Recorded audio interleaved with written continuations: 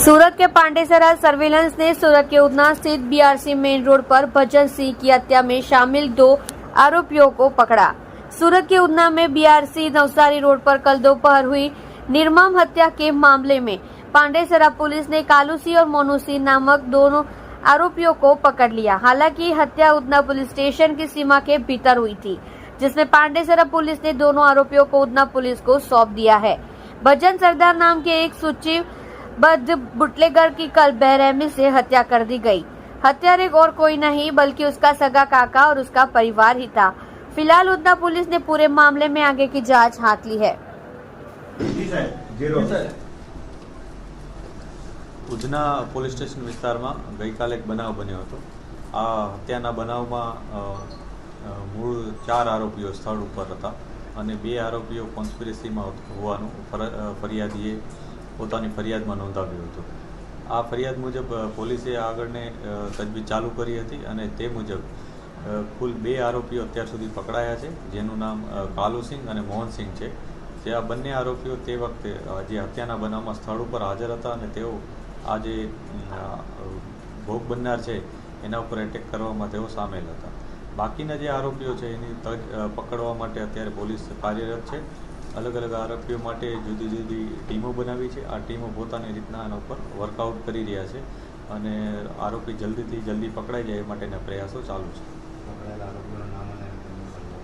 અત્યારે જે આરોપીઓ પકડાયા છે એમાં એકનું નામ કાલુ સિંહ છે અને એકનું નામ મોહન સિંહ છે।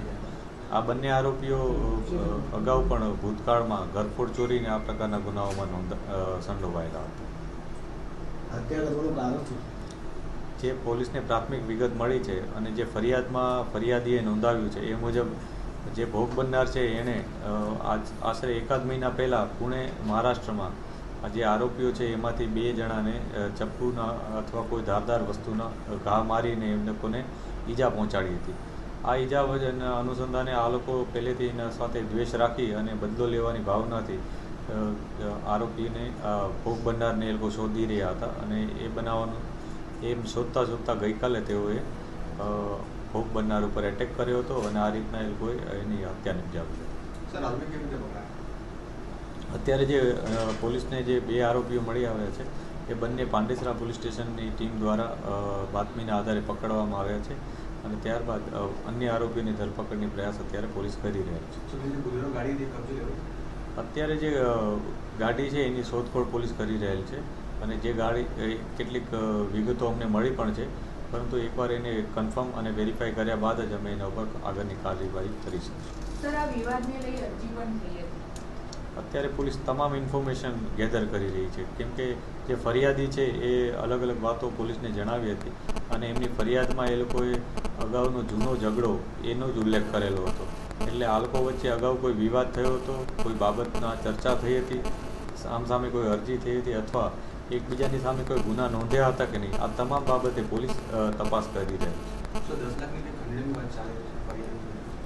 ફરિયાદી અત્યાર સુધી પોલીસને આવી કોઈ બાબત જણાવી નથી કે ખંડણીની છે કે નહીં, પરંતુ એની કોઈ પણ એવી રજૂઆત હશે અને કોઈ પણ બાબતમાં જો તથ્ય હશે તો તે અનુસાર અમે કાર્યવાહી કરીશું।